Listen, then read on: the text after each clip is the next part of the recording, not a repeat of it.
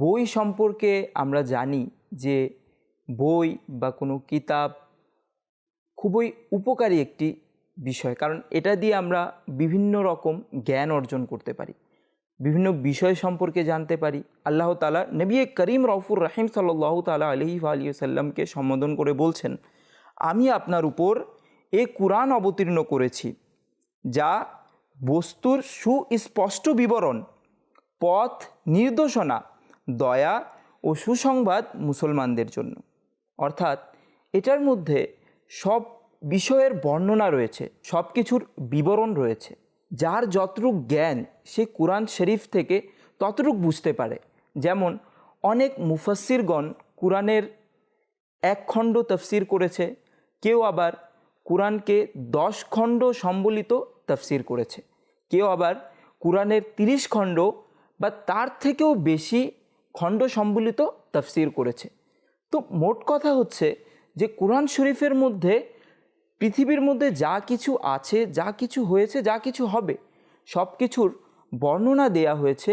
আর এটাকে প্রত্যেকটি ব্যক্তি ততটুকুই বুঝতে পারে যতটুকু তার মারফতে খোদা রয়েছে বা তার রুহানি জ্ঞান রয়েছে। এমন একটি কিতাব যার মধ্যে কোনো সন্দেহের অবকাশ নেই, যার মধ্যে কোনো পরিবর্তন সম্ভব না, যার মধ্যে প্রত্যেকটি বিষয়ে বিবরণ রয়েছে। কাল কিয়ামতের দিন কুরআন শরীফ তার পাঠকদের জন্য শাফাআত করবে।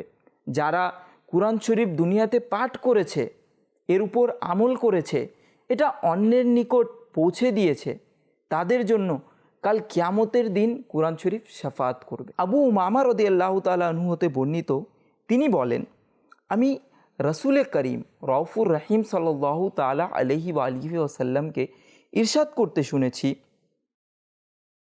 কুরআন পড়ো, কারণ সেটা কিয়ামতের দিন পাঠকের জন্য সুপারিশকারী হিসেবে আসবে। গুনাহগার ব্যক্তিদের জন্য কুরআন শাফাআত করবে মাগফিরাতের জন্য। কুরআন পাঠক, কুরআন তেলাওয়াতকারী ব্যক্তি যদি নেককার হয়, তাহলে আল্লাহ তাআলার দরবারে কুরআন সেই পাঠকের যেন মর্যাদা আরও বেড়ে যায়, আরও বৃদ্ধি পায়, সেই জন্য আল্লাহ তাআলার দরবারে কুরআন শরীফ সুপারিশ করবে।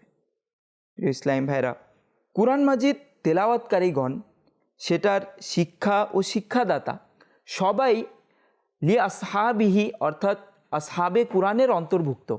কিন্তু এইখানে এই হাদিস শরীফের মধ্যে আসহাবে কুরআন দ্বারা উদ্দেশ্য হচ্ছে কুরআনের পাঠক।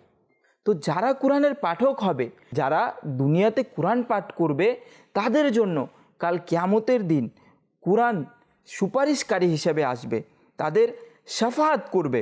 সুতরাং আমাদেরকে বেশি বেশি করে কুরআন তেলাওয়াত করতে হবে।